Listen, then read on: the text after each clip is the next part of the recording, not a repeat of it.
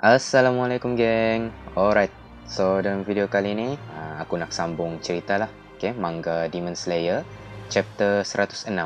Apa yang terjadi lepas ketibaan Hantenku dan juga Gyoko ke Swordsmith Village. Alright, jom kita start. Okay, jadi pada chapter 106 ni ditunjukkanlah dulu di mana Tanjiro ni dia sedang tidur dan Tokito dia masuklah ke bilik Tanjiro dan dia kejutkan Tanjiro dengan cara memicit hidung Tanjiro. Okay? Tokito dia tidak niat jahat lah. Memang itu dia punya cara. Dia saja-saja kejutkan Tanjiro dengan cara memicit hidung dia. Jadi Tokito picit hidung Tanjiro tu. Lepas tu dia tanyalah dengan Tanjiro kalau Tanjiro ni tahu di mana keberadaan Kanamori.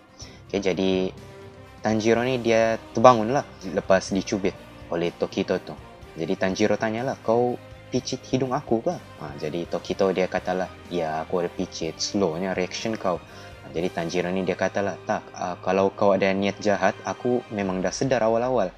Tokito kata, aku tiada niat jahat pun masa aku picit hidung kau tu.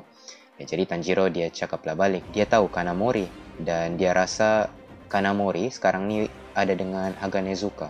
Jadi dia tanyalah Tokito, kenapa Tokito cari Kanamori? Jadi Tokito bagi tahu dengan Tanjiro, Kanamori tu dia punya pedempa pedang yang baru. Jadi dia tanyalah di mana Haganezuka. So Tanjiro ni dia invite lah Tokito untuk cari diorang berdua ni bersama-sama dengan dia. Jadi Tokito dia hairan lah dengan Tanjiro.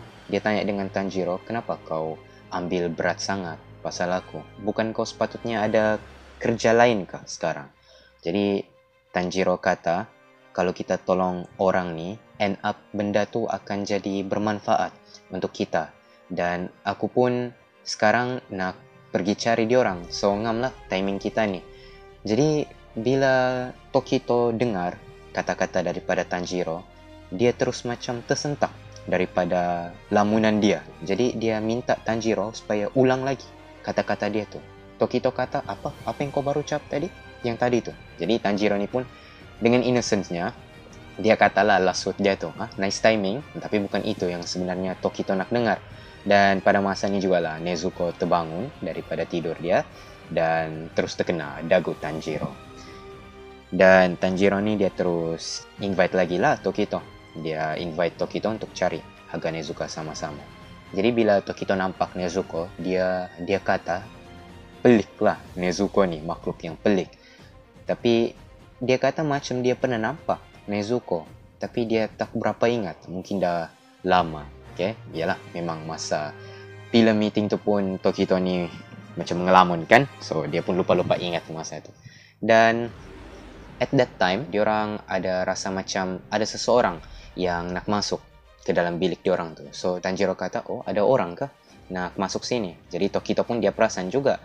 Jadi bila diorang tengok belakang, diorang tengok ke arah pintu itu tiba-tiba terbuka dan Hantenku masuk dalam keadaan merangkak ke dalam bilik Tanjiro dan juga Tokito.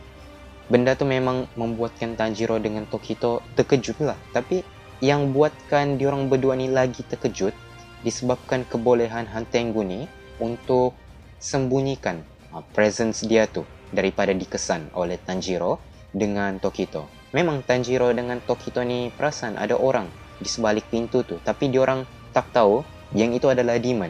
Lagi-lagi demon tu bukan sembarangan demon, tapi Apomon demon. Jadi dengan sepantas kilat, Tokito dengan Tanjiro ni terus pasang kuda-kuda diorang. Terus diorang lakukan battle stance diorang dan orang pertama yang serang Hantengo adalah Tokito. Jadi Tokito gunakan bentuk keempat, pernafasan kabus, advection slash untuk cuba memotong kepala Hantengo. Okay, tapi serangan ni berjaya dielak oleh Hantengo. Hantengo dia melompat ke atas dinding. Tapi serangan Tokito ni telah berjaya jugalah untuk mencederakan muka Hantengo. Dan Hantengo ni pun dia menangis lah. Dia kata, jangan bully aku, jangan bully aku. Macam tu. Lepas tu, Tanjiro pula yang cuba menyerang Hantengo. Okay, sekarang ni Tanjiro dia ada satu katana yang telah dibuat lah oleh Haganezuka. Okay? Pedang yang Haganezuka cuba asas sekarang tu adalah pedang yang Tanjiro dapatlah daripada Yorichi Zeroshige. Tapi yang sekarang ni Tanjiro pakai pedang simpanan dia lah yang dibuat oleh Haganezuka. Just in case kalau dia tiba-tiba kena summon balik. Okay, sebab stamina dia pun dah full recover kan. Jadi dia pakailah katana dia yang sekarang tu. Okay, jadi Tanjiro dia gunakan Hinokami Kagura Shining Sun Step, okay, untuk cuba menusuk Hantengo yang berada di atas dinding tu. Jadi serangan Tanjiro ni pun miss dan Hantengo dia terjatuh pula ke lantai. Jadi bila Hantengo jatuh ke lantai, Nezuko pula yang follow up serangan Tanjiro dengan cara menendang Hantengo sampaikan Hantengo ni terpelanting ke belakang dinding. Dan Tokito pun dengan pantas dia potonglah kepala Hantengo dan serangan dia berhasil, kepala Hantengo pun terpisah daripada tubuh dia. Jadi bila Tanjiro nampak kepala Hantengo ni dah terpisah daripada tubuh dia, dia belum relax lagi. Okay, sebab dia tahu yang Apomon Demon ni titik kelemahan diorang tak semestinya berada di kepala diorang. Okay, sama case lah macam Daki dengan juga Gyutaro. Untuk bunuh Daki dan Gyutaro, kena potong kepala diorang ni secara bersamaan. Jadi Tanjiro dia bagi amaran lah dengan Tokito supaya jangan hilang fokus, sebab perlawanan ni belum habis lagi. Jadi kepala Hantengo dan juga badan dia yang telah terbelah tu telah regenerate sesama sendiri. Dan sekarang ni telah muncul dua Hantengo yang baru. Okay? Satu di depan Tokito dan satu lagi di belakang dia. Jadi Tanjiro ni dia cuba cover lah Hantengo yang ada di belakang Tokito. Okay? Jadi Hantengo yang ada di depan Tokito dia pakai satu senjata macam kipas daun pisang.